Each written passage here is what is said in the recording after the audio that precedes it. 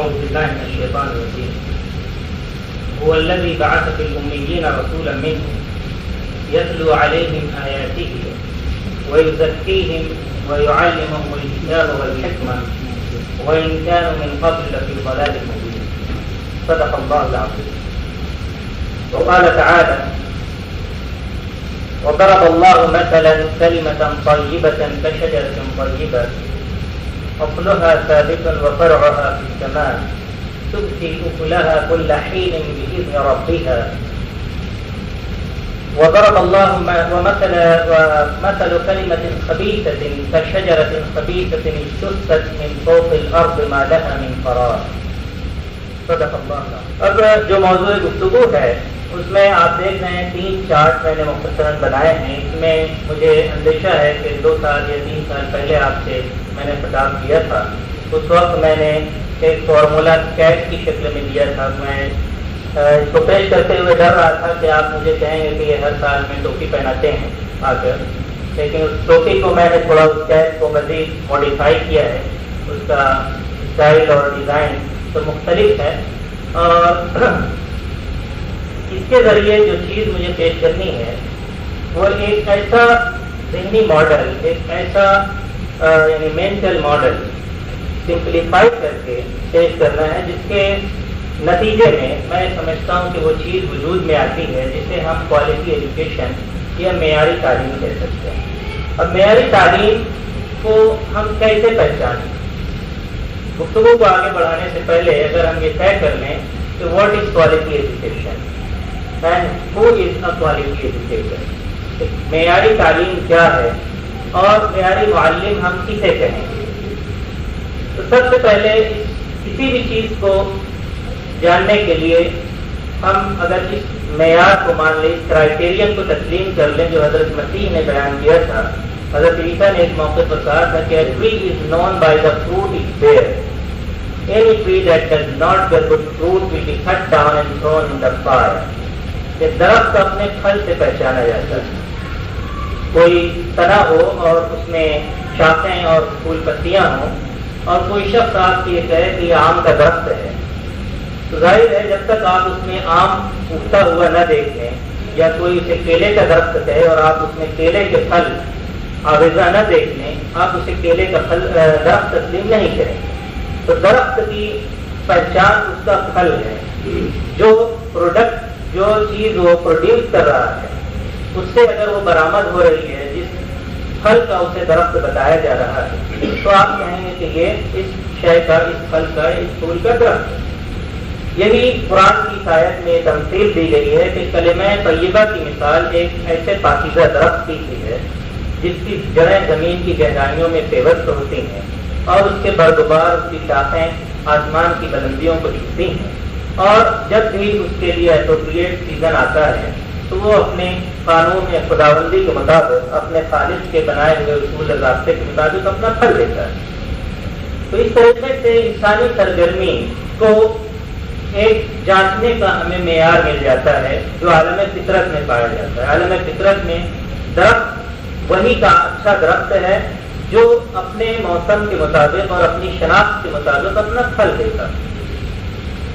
کلمہ خبیثہ کی مثال اس کے آگے بتائی گئی ہے. تو وہ ناپائیدار اور ناپختہ درخت ہے جس کی شاخیں زمین میں جڑ نہیں پکڑتی اور اسے بآسانی اکھاڑ کر پھینک دیا جاتا ہے. اس کو ٹکاؤ نہیں. کوئی بھی انسرٹن، انایکسپیکٹڈ سچویشن اس درخت کو کالعدم کر دیتی ہے. ہوا کا تیز جھونکا اسے اکھاڑ دے گا، یا کوئی بھی شخص اس کو ناتمام حالت میں اکھاڑ کر پھینک دے گا. تو حضرت مسیح کا یہ قول، قرآن کی آیت اور ہمارا ذاتی مشاہدہ ہمیں یہ سمجھنے میں مدد دیتا ہے کہ ہم کس چیز کو کوالٹی ایجوکیشن ہے.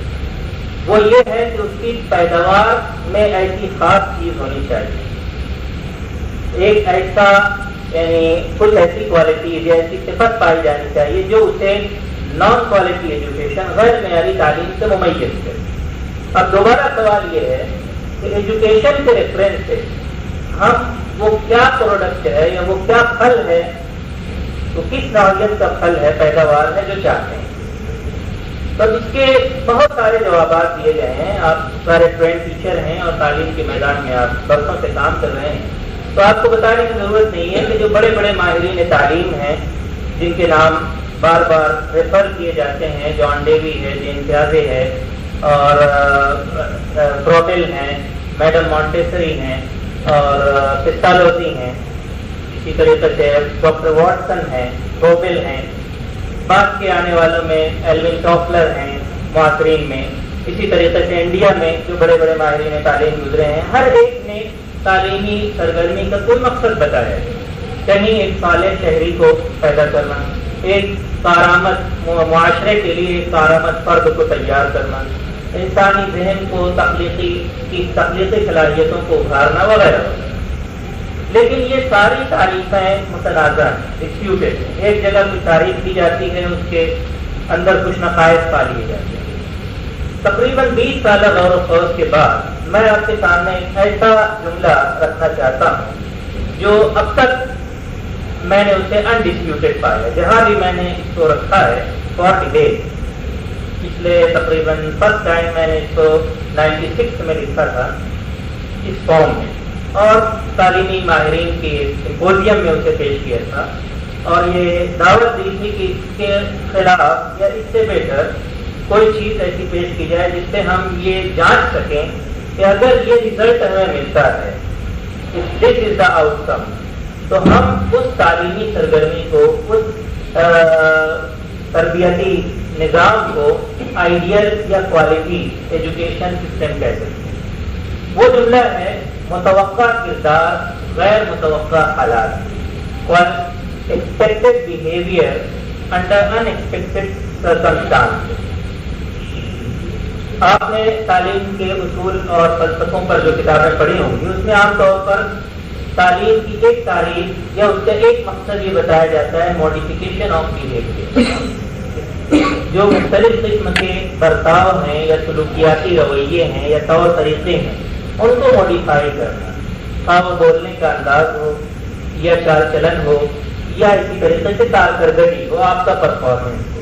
مختلف قسم کی ایکٹیویٹیز اور سرگرمیاں مرتب کی جاتی ہیں نصاب کی شکل میں اور ہم نصابی سرگرمیوں کی شکل میں, تاکہ کچھ اسکلس کو ڈیولپ کیا جائے اور ایک ایسا ایٹماسفیئر فراہم کیا جائے جس میں ٹیم اسپرٹ, کوآپریشن, اسی طریقے سے اسٹیٹ فارورڈنس اور اسٹیٹ فاسٹنس, تحمل, بردباری, ایک دوسرے کے ساتھ تعاون کرنا, اور اسی طرح کچھ اور مبالغہ اس میں کرنا چاہتے ہیں وہ کہتے ہیں کہ قربانی ہے, انکار ہے, جافشانی ہے, جفاکشی ہے. ان تمام اعلیٰ اخلاقی اقدار کو نصابی اور ہم نصابی سرگرمیوں کے ذریعے پیدا کرنے کی کوشش کی جاتی ہے, جن میں بعض کا تعلق ذہنی صلاحیتوں سے ہے اور بعض کا اخلاقی خوبیوں سے. تو ہم یہ کہہ سکتے ہیں کہ کچھ مینٹل اسکلز اور کچھ مارل بیہیویئر, ان دو کی منظم تربیت اور ٹریننگ سے تعلیم کا مجموعی نظام وابستہ ہے اور اسی کے لیے وہ سرگرم ہے. لیکن اس میں بھی یہ خلل ہمیں نظر آتا ہے جو اس تعریف میں, اس جملے سے میں اسے جانچنا چاہتا ہوں کہ میں اخلاقی کردار کو یا بیہیویئر کو اسی وقت ایجوکیٹڈ بیہیویئر مانوں گا, وہی کوالٹی ایجوکیشن کی پروڈکٹ تسلیم کی جائے گی جو ان ایکسپیکٹڈ سرکمسٹانسز میں ایز ایکسپیکٹڈ ظاہر ہو, جو غیر متوقع حالات میں اس شکل میں ظاہر ہو جیسے کہ توقع کی جائے. یعنی یہ جو ایک سادہ سا جملہ ہے, لیکن یہ ایک کرائیٹیرین ہے یہ جاننے کا کہ کیا دنیا میں کوئی بھی ایسا تعلیمی نظام اب تک وجود میں آیا ہے جس کے نتیجے میں اس کی پیداوار کے اندر, اس کی پروڈکٹ کے اندر یہ کوالٹی ایکسپیکٹڈ بیہیویئر انڈر ان ایکسپیکٹڈ سرکمسٹانسز پائی گئی, متوقع کردار غیر متوقع حالات. اس کی مثال ایسے ہی ہے جیسے کلاس روم میں میں نے ایک کلاس کا معائنہ کیا ہمارے اسکول میں, تو اس میں ایک ٹیچر نے بہت اچھا ڈیمانسٹریشن لیسن دیا, ڈیمو دیا, اور درس کا عنوان تھا آنیسٹی, امانت داری. اسلامک اسٹڈیز کا وہ درس تھا اور اس میں انہوں نے بہت ہی خوبصورتی سے کچھ ماڈل بنائے تھے، کچھ اسٹوری وغیرہ تیار کر کے لائی تھی اور بچوں کو انہوں نے سنایا کچھ اسلامی کہانیاں. جیسے ایک کہانی ہے عبد القادر جیلانی کی، تو انگلش میں انہوں نے اس کو سنایا کس طریقے سے بچپن میں ان کی ماں کی تربیت کے نتیجے میں حق گوئی کا یا سچ بولنے کا سلوک کا رویہ ان میں پیوست ہوا اور ڈاکوؤں کو انہوں نے اپنے پاس چھپے ہوئے دینار وغیرہ بتا دیے. اور اس کے بعد انہوں نے ایک ترتیب نکالی کہ کیسے بچوں نے گریس کیا ہے، ان کے لیسن کو سمجھا ہے اور اس کو ٹیسٹ کریں کلاس میں. تو انہوں نے اپنا بٹوا، اپنا پرس جو ہے کلاس کے کونے میں کسی جگہ چھپا دیا جا کر بچے اس کو دیکھ رہے ہیں. اور اس کے بعد انہوں نے سوال کیا کہ I have lost my purse, تو میں نے اپنا پرس کھو دیا ہے، ذرا بتائیں وہ کہاں ہے. تو بچوں نے تلاش کرنا شروع کیا. یہ پورا ایک ڈرامٹائز کیا انہوں نے بچوں کو یا کلاس کو انوالو کرنے کے لیے. لیکن بڑا انٹرسٹ تھا. اب بچوں نے تلاش کرنا شروع کیا. ایک بچے نے جا کر اسے اٹھا لیا، miss I have found it, this is your purse, یا اٹ از مائن. تو انہوں نے لا کے فوراً دے دیا. اب دوبارہ انہوں نے سوال کیا کہ سپوز اگر آپ کو میں نہ ملوں اور آپ کو یہ بھی نہ معلوم ہو کہ یہ کس کو بلانگ کرتا ہے، who is the owner of this purse, then what will you do؟ اس کے بعد آپ کیا کریں گے؟ تو میں بیٹھا ہوا تھا اور اس سیکشن کی انچارج تھی، مسز خان نام تھا، تو وہ بیٹھی ہوئی تھی. تو انہوں نے فوراً جو ہے میری طرف دیکھا اور دوڑتے ہوئے لا کے مجھے دیا یا سیکشن انچارج کو دینے کی کوشش کی. اور اس طرح اس کے بعد کلاس میں کلیپنگ ہوئی کہ بھائی امانت داری یا سچائی کا سبق جو ہے کامیابی کے ساتھ ڈیلیور کر دیا گیا، بچوں نے سمجھ لیا. تو میں نے ایک سادہ سا سوال کیا کہ سچائی کا جو ٹیسٹ ہے وہ وہاں ہوتا ہے جہاں سچ بولنے اور جھوٹ بولنے کے امکانات یکساں طور پہ موجود ہیں. جہاں وہ چیز ہے نہیں، پوری کلاس بھری ہوئی ہے اور کلاس میں تمام بچوں کے سامنے بٹوے کو چھپایا گیا ہے اور میں بیٹھا ہوا ہوں، سیکشن ہیڈ یا انچارج بیٹھی ہوئی ہیں، تو ظاہر ہے اس کے بعد سوائے اس سے کوئی چارہ نہیں ہے، چاہے آپ اس کو موٹیویٹ کریں یا نہ کریں. تو ایک فیلسی ہے، ایک قسم کا فالس ایزمپشن ہے ہمارے ذہنوں میں کہ کچھ اسٹوریز یا ایکٹیویٹیز پر بیس کرتے ہوئے ہم جو سبق پڑھاتے ہیں یا جو باتیں سکھاتے ہیں وہ گویا اپنا نقش چھوڑ جاتی. لیکن میں یہاں اس تصور کو جو ایکٹیویٹی بیس یا اسکل بیسڈ نظام تعلیم ہے، صلاحیتوں پر مبنی یا سرگرمیوں پر مبنی انداز تربیت ہے، میں اسے چیلنج کرنا چاہتا ہوں. اور پوری تاریخ سے یہ ثابت ہے، 200-250 برس کی تاریخ سے، جب سے کہ فارمل ایجوکیشن کو حکومت کی سرپرستی میں نافذ کیا گیا ہے ساری دنیا کی تمام ممالک میں، تب سے آپ دیکھیے کہ کیریکٹر بلڈنگ کا جو کام ہے وہ بتدریج تنزل پذیر ہے.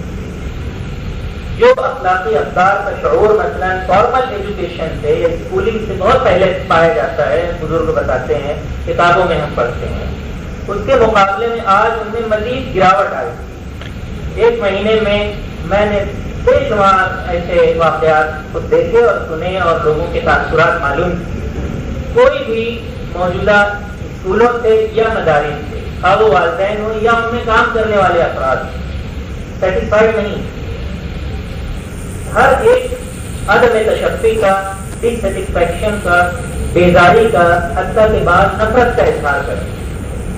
اب اس کی وجہ یہ نہیں ہے کہ تعلیمی نظام یا ماحول خراب ہے، اس کی وجہ جو ہے اس اطراز مظہر ہے کہ آپ نے جو کیپ ہے، آپ کے پاس جو کانسیپٹ ہے ایجوکیشن کا اور آپ کا ایجوکیشن کے بارے میں جو ایٹیٹیوڈ ہے اور جو پریکٹیکل پروگرامنگ ہے، کانسیپٹ، ایٹیٹیوڈ اینڈ پریکٹس، ان سب پر نظر ثانی کی ضرورت ہے.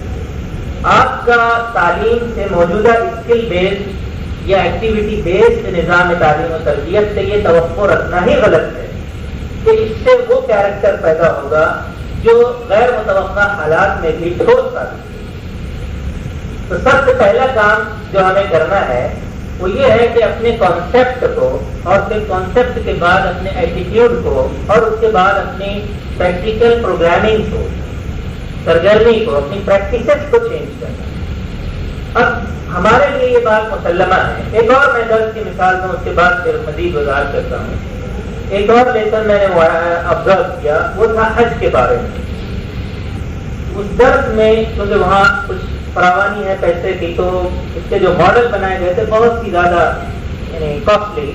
حج کے لیے انہوں نے کعبے کا ایک ماڈل بنایا، اسی طریقے سے پورے میقات وغیرہ کے مقامات کو انہوں نے رنگین مٹی کی رنگ کی تمام مٹیوں سے، کلرفل مٹیوں سے جو ہے اس کو بنایا. بہت بڑا ایک ٹیبل کو درکار ہوا ٹیچر کو، تو اس میں ڈیمانسٹریٹ کریں اور بچوں کو احرام وغیرہ کے کپڑے بھی پہنائیں. جب میں کلاس میں داخل ہوا تو داخل ہوتے ہی لبیک اللہم لبیک بچوں نے جو ہے تلبیہ پڑھنا شروع کر دیا. ایک عجیب ایسا سین انہوں نے کریٹ کیا کہ معلوم ہو رہا ہے کہ آپ مناسک حج کی ادائیگی کو میں شامل. پورا درس اسی قسم کے ایٹماسفیئر میں گزرا اور بتایا کہ آپ یہاں سے گزریں اور مزدلفہ سے چلیں، اور ساری تفصیلات بچوں نے گویا ان کے اپنے ٹریننگ کے مطابق پیش کر دی. تو وہاں ان سے میں نے دوبارہ ایک سوال کیا کہ حج کے بارے میں قرآن میں یہ آتا ہے کہ الحج اشہر معلومات، حج کے کچھ مقررہ مہینے ہیں. فمن فرض فیہن الحج فلا رفث ولا فسوق ولا جدال فی الحج، کہ ان مہینوں میں جو شخص بھی حج کا ارادہ کر لے، حج کی نیت کر لے، تو پھر اسے نہ تو رفث کرنا ہے یعنی بدگوئی سے بچنا ہے، ولا فسوق نہ بد کلامی کرنی ہے، بدگوئی گالی گلوچ یا کوئی بدکاری یا برا کام کرنا ہے، ولا جدال نہ ہی بحث تکرار کرنا. بس یہ تینوں برائیاں جن سے بچنا ہے. اس کے لیے ضروری ہے کہ انکنٹرولبل وہاں پہ بھیڑ، ایک ایسا ہجوم ہو جس میں کنٹرول نہ ہو سکے لوگوں سے. آپ کو دھکے لگیں، کوئی آپ کی چیز اٹھا لے، لیکن جب تک ایک ایسا ایٹماسفیئر نہ ہو تب تک آپ یہ ثابت نہیں کر سکتے کہ آپ خوش گفتار ہیں، آپ خوش مزاج ہیں، آپ لڑائی جھگڑے سے بچتے ہیں.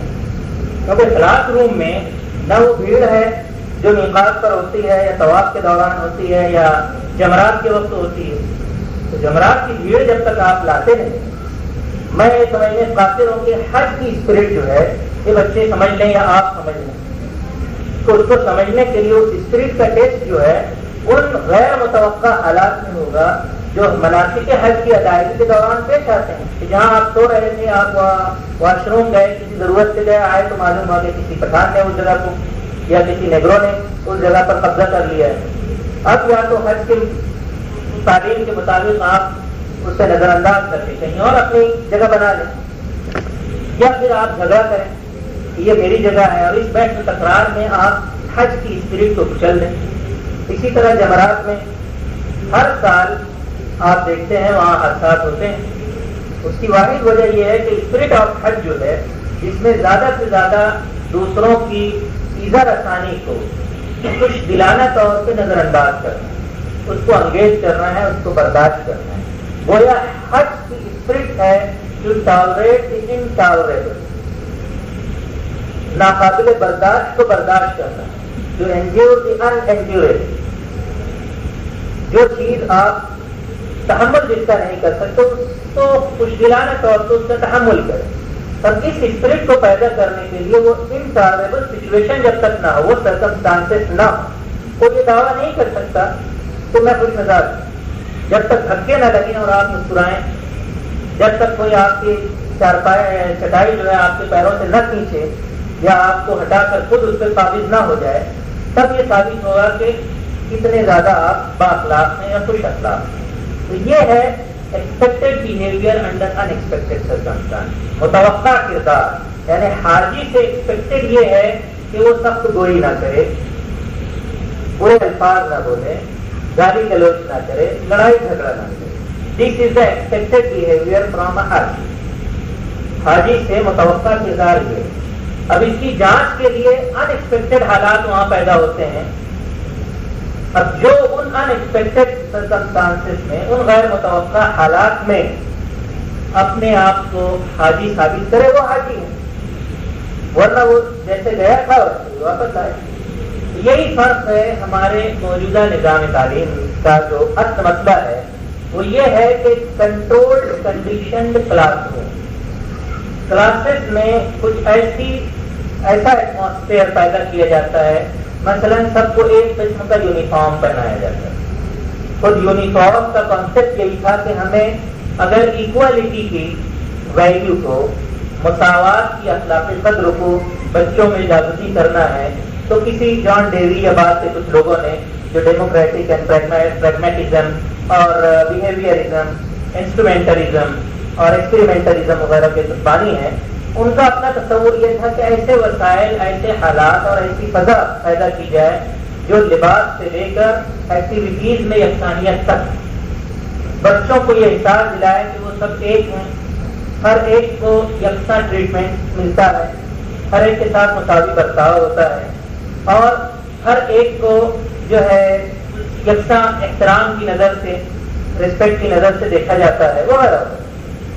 اب یہ چیز کب سے جاری ہے؟ یونیفارم کا کانسیپٹ اسی طریقے سے جو سیٹنگ ارینجمنٹ ہے، قدیم زمانے میں بتایا جاتا ہے کہ جو بادشاہوں کے یا امیروں کے بچے ہوتے تھے ان کے لیے الگ اوقات مقرر تھے ایرسٹوکریٹک فیملی کے. اس کو ختم کیا ماڈرن ایج نے اس تصور کے تحت کہ کلاس روم کی یکسانیت، بچوں کی ملبوسات میں یکسانیت، ان کی پوشاک میں یکسانیت، اور اسی طریقے سے جو سرگرمیاں کرائی جائیں اسمبلی میں ہو، پلے گراؤنڈ میں ہو وغیرہ ہو، ان میں یکسانیت، ان کے اندر تعاون کی، مساوات کی، ان قدروں کی کو فروغ دینے میں معاون بنے. لیکن آج 100-150 برس بعد بھی کیا یہ قدریں فروغ پا سکیں؟ کیونکہ لباس کو یکساں کرنے کے بعد بھی کیا چیز مختلف رہتی ہے. کلاس روم میں ایکوالٹی کے بارے میں ایک ساتھ میں بہت ہی تفصیلی درس دیا، لیکچر کیا. اس کے بعد میں نے صرف ایک جملہ کہا کہ ایکوالٹی کا یہ کانسیپٹ نہ کبھی کہ سب کو مساوی طور پر ٹریٹ کیا جائے اور اس کے نتیجے میں ہر ایک سے مساوی کردار کی اور اخلاقی رویے کی یا پرفارمنس کی توقع کی جائے، یہ بالکل غلط ہے. Classroom is a place equality کا مقصد کلاس روم میں ڈیفینیشن یہ ہوگی to give each and every student an equal opportunity to become an equal. Classroom میں ہر ایک کو اس بات کا مساوی موقع فراہم کیا جاتا ہے کہ سب غیر مساوی ہو جائیں. غیر مساوی بننے کا مساوی موقع دینا یہ مساوات ہے. The opportunity is open to become unequal. یہ آتے سب ہیں ان لٹریٹ کی حیثیت سے 3 برس 3.5 برس کی عمر، ناخواندہ بچے کی حیثیت، اس اعتبار سے سب مساوی. لیکن جب ان کے ساتھ آپ ایک ٹیچر انٹریکٹ کرتا ہے، ان کو مختلف سرگرمیوں میں مشغول کرایا جاتا ہے، تو بتدریج ان کے اندر ان ایکوالٹی نیچرلی ابھرتی ہے. ایک سرگرمی میں دلچسپی لیتا ہے، ایک پڑھنے میں دلچسپی لیتا ہے، ایک کلرنگ میں دلچسپی لیتا ہے، ایک ڈرائنگ میں دلچسپی لیتا ہے، اور ان دلچسپیوں کے مختلف جہتوں میں بٹنے سے ان کی شخصیت میں رنگا رنگی آتی ہے، تنوع آتا ہے. اور اس طریقے سے ایک میں کلرنگ میں اگر کوئی آگے بڑھ رہا ہے تو ہو سکتا ہے وہ ریڈنگ اسکل میں یا رائٹنگ اسکل میں یا اسپیکنگ اسکل میں یا لسننگ اسکل میں پور ثابت ہو. تو ایک طرف اس طرح کے جو تصورات ہیں وہ ڈیموکریٹک ہوں یا بیہیویئرزم پر مبنی ہوں، یا اسی طریقے سے انسٹرومنٹلزم یا ایکسپریمنٹلزم، اور اس طرح کے جو بھی فلسفے ہیں، مور اور لیس سب کا تصور کیا ہے؟ وہ یہ ہے کہ انسان کو ایک ایسی زندہ مشین تصور کیا گیا ہے کہ ایک کنٹرولڈ کنڈیشن کلاس روم یا پلے گراؤنڈ یا لیبوریٹری یا کسی اور قسم کے ماحول میں ڈھالا جا سکتا ہے حسب منشا. جبکہ میں یہ بتانا چاہتا ہوں قرآن، حدیث، تاریخ، سیرت وغیرہ کی روشنی میں اور اسی طرح جدید علم نفسیات کی روشنی میں کہ انسان ایک ایسی مخلوق ہے جو کسی بھی قسم کی ماحولیاتی کنڈیشننگ، انوائرمنٹل کنڈیشننگ، ماحولیاتی دباؤ یا ماحولیاتی اثر آفرینی سے آزاد ہو کر اپنے مزاج کو، اپنے رویے کو، اپنے فکر کو، اپنے عمل کو ڈھالنے کا کی صلاحیت رکھتا ہے. اسے کوئی بھی خارجی کنڈیشننگ آخری طور پر مجبور نہیں کر سکتی کہ وہ کسی پیٹرن میں ڈھلے. اور اس کا سب سے بڑا ثبوت یہ ہے کہ آپ یہ کام 10 برس سے کر رہے ہیں، دنیا کی حکومتیں 100 برس سے اور 150-200 برس سے کر رہی ہیں، لیکن کیا وہ ایکسپیکٹڈ بیہیویئر ریئل لائف کی ان ایکسپیکٹڈ سچویشن میں ہمیں نظر آتا ہے؟ कोठारी कमीशन की जो रिपोर्ट तैयार की गई थी नेहरू के ज़माने में और उसका बार बार हवाला दिया जाता है, उसका पहला जुमला ये था कि Nations are built inside the four walls of a classroom. कौमें क्लासरूम की चार दीवारी के अंदर तश्कील पाती हैं, या कौम की तामीर क्लासरूम की चार दीवारी में होती है।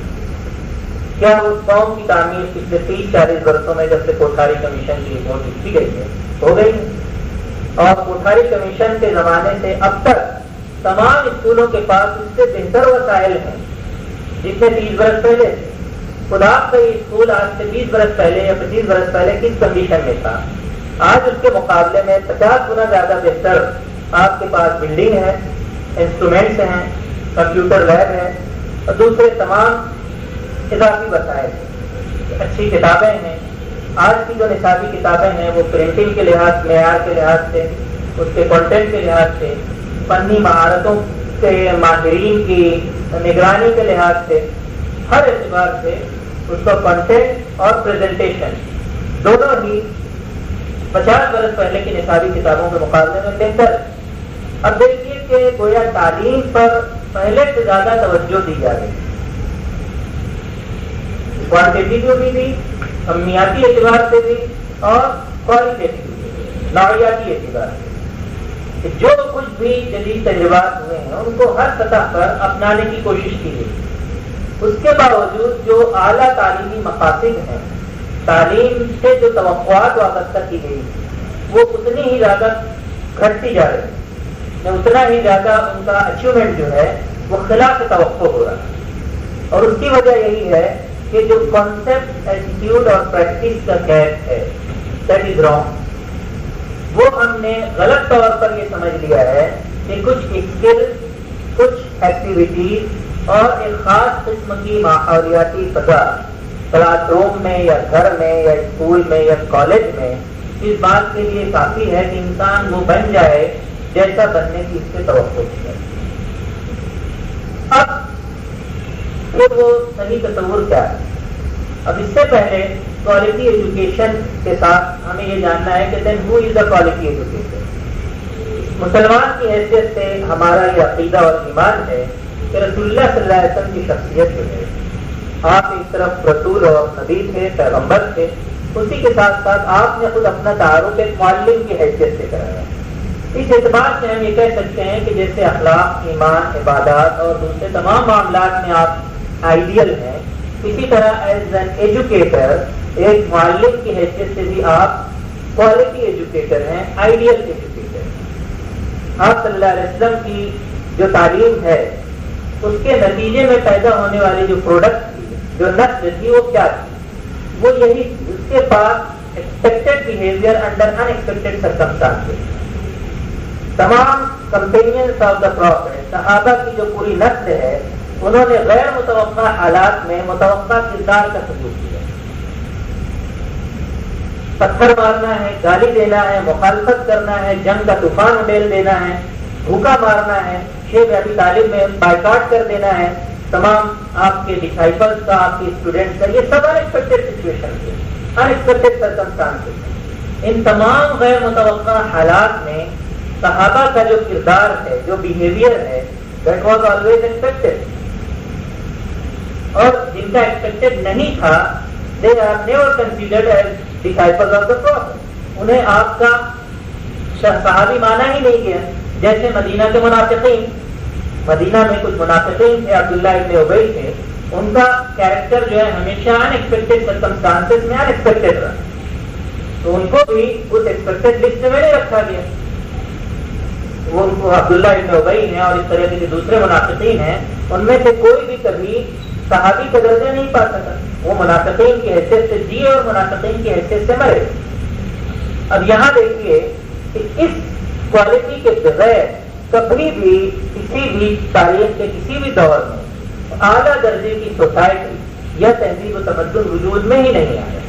अब आपके जिस दौर में आपने काम किया उसके बारे में जैसा कि तारुफ कराते हुए इब्तिदा में आपके वलीद ने बताया कि जहालत की वहाँ पे इलिटरेसी थी। जो आयत शुरू में मैंने पढ़ी उसमें खुद पूरे जजीरे अरब की कौम को अल-उम्मीयीन कहा गया है, illiterate nation. the illiterate community. هو الذي بعث في الأميين رسولا منهم يتلو عليهم آياته ويزكيهم ويعلمهم الكتاب والحكمة وإن كانوا من قبل لفي ضلال مبين. فالأميين illiterate nation ہے, ناخواندہ قوم ہے. ناخواندہ قوم کی تعلیم و تربیت کا آغاز خواندگی کے پیغام سے ہوتا ہے. اقرأ باسم ربک الذی خلق. آپ کا پیغام کا آغاز ہوتا ہے آپ کی تعلیم کا. یا زیادہ بیشتر تعلیم ایسے ہی کہ آپ بیٹھے ہوئے ہیں, کسی نے کوئی غیر متعلق سوال اور آپ نے اس کو جو جواب دیا ہے وہ معلومات سے زیادہ ذہن بنانے پر مبنی. ایک شخص نے غلط سوال کیا اور اس غلط سوال پر دو لوگ بکھر گئے. آپ نے پھر اس کو اس طریقے سے ہینڈل کیا کہ سب کو, سائل کو بھی اور غیر سائل کو بھی, ایک ایسی بات ملی جو مائنڈ کو ٹچ کرتی ہے, جو کچھ اویکننگ لاتی ہے, کچھ ذہنی بیداری اور تجسس پیدا کرتی ہے.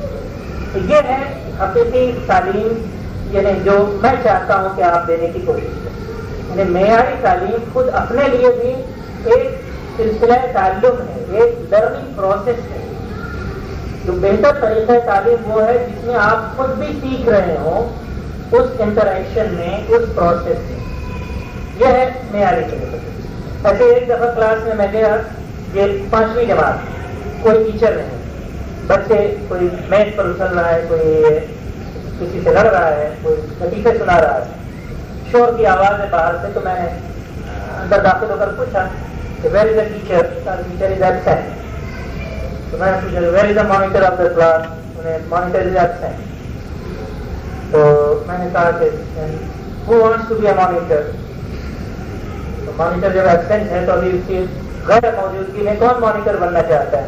تو سارے بچے کہنے لگے سر نہیں, ہر بچے کا ہاتھ اٹھے, مجھے بنا دیجیے. تو میں نے ایک سوال کیا کہ when everybody wants to be monitored, then who will be monitored? جب ہر شخص مانیٹر بننا چاہتا ہے تو وہ کس کو مانیٹر کرنا کرے گا؟ who will be monitored?